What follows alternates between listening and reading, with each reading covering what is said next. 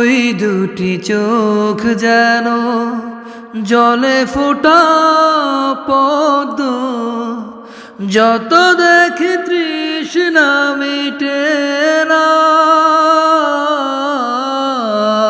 যত দেখি তৃষ্ণা মিটে না।